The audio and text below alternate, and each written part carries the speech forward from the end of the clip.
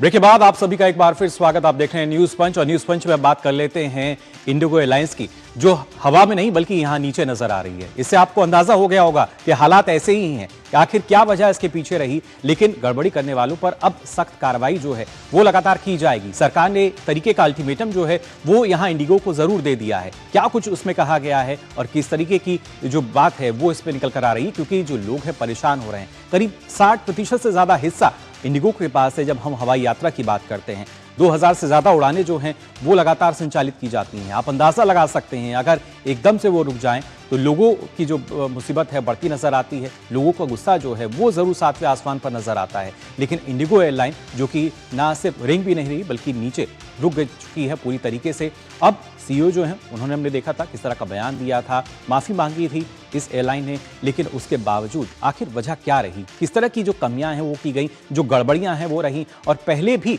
उनको ठीक किया जा सकता था। ग्राफिक के माध्यम से आपको बताते हैं क्या कुछ तैयारी की जानी चाहिए थी जो शायद इंडिगो नहीं कर पाया, और उसी वजह से लगातार लोगों का गुस्सा जो है इस एयरलाइन पर फूटता हुआ नजर आ रहा है।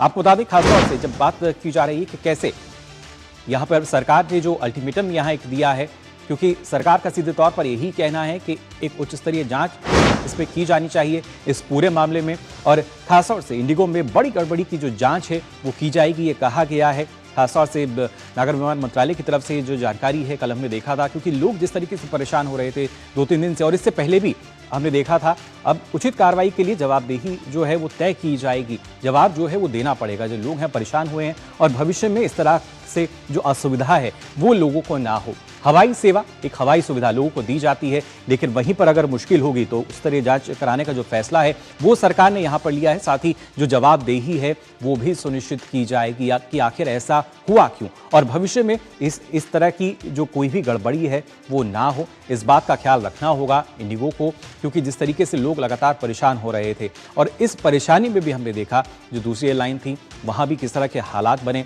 लेकिन अगर देखा जाए अब इंडिगो जो है जवाब उनकी तरफ से यहाँ पर दिया गया था, लेकिन ऐसे में और क्या कुछ जो स्थिति है वो स्पष्ट करनी चाहिए, क्योंकि यहाँ पर इंडिगो को सख्त एक अल्टीमेटम अगर कहा जाए, जो अब ऑर्डर दिया गया है, नागरिक उड्डयन मंत्रालय की तरफ से निर्देश मिला है कि उड़ान ड्यूटी समय जो सीमा है इसका आदेश स्थगित किया गया, और यात्रियों को हर एक जो अपडेट है वो इस एयरलाइन को देना होगा। ऑटोमेटिक रिफंड जो है उसको सुनिश्चित किया जाए। साथ ही जो प्रभावित यात्रियों को राहत देना प्राथमिकता में रखा जाए, यानी जो जिनको परेशानी हो रही है कैसे आप उनको राहत दे सकते हैं। लंबी देरी के कारण फंसे यात्रियों से जो होटल की सुविधा है वो उनको दी जाए, क्योंकि हमने देखा 8 से 10 घंटे जो लोग हैं वो एयरपोर्ट पे थे। जिस तरीके से अब जो ठंड है वो भी दस्तक दे चुकी है। वरिष्ठ नागरिकों की बात की जाए, दिव्यांगजनों की बात की जाए, उनके लिए विशेष इंतजाम कम से कम इंडिगो को करने चाहिए, और साथ ही विलंबित उड़ानों से प्रभावित यात्रियों को रिफ्रेशमेंट भी दिया जाना चाहिए।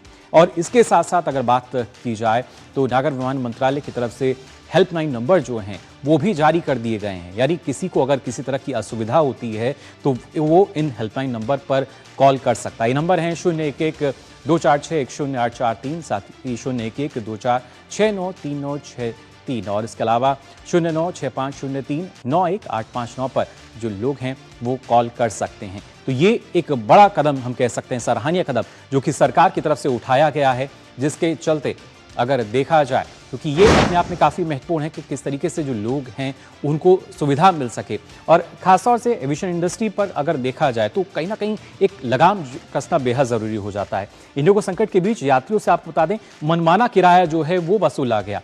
इंडिगो जो कि उड़ान नहीं भर पा रही थी, लेकिन ऐसे में जो उड़ान भर पा रहे थे उनको बहुत जो टिकट है वो महंगे दाम पर मिली। और इसके साथ साथ अगर देखा जाए यानी अब जो कई गुना उन्होंने टिकट के पैसे उनसे वसूले। यानी आप अंदाज़ा लगा सकते हैं लंदन जाने जितना चेन्नई पहुंचना जो है महंगा हो चुका। इन एयरलाइंस ने इस तरह का जो टिकट चार्ज है वो लोगों से वसूला, और ऐसे में जो आम जनता है किस तरीके से वहाँ परेशान हुई। एयरपोर्ट्स की अगर बात की जाए क्या स्थिति रही, वो तस्वीरें भी आपको हम दिखा देते हैं किस तरीके से लोगों को इस परेशानी का सामना करना पड़ा, जिसका संज्ञान लिया सरकार ने।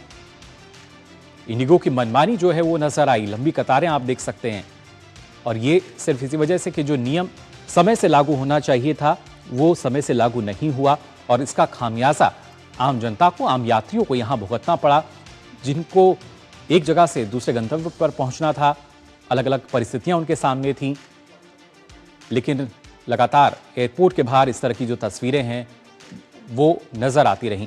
जो यात्री हैं वो काफी परेशान हुए, आप देख सकते हैं, क्योंकि ना तो उनको सही समय पर सही सूचना दी गई और उसके साथ साथ घंटों हम देख सकते हैं कैसे जो यात्री हैं वो परेशान रहे। क्या कुछ कहना है यात्रियों का, आइए सुनते हैं।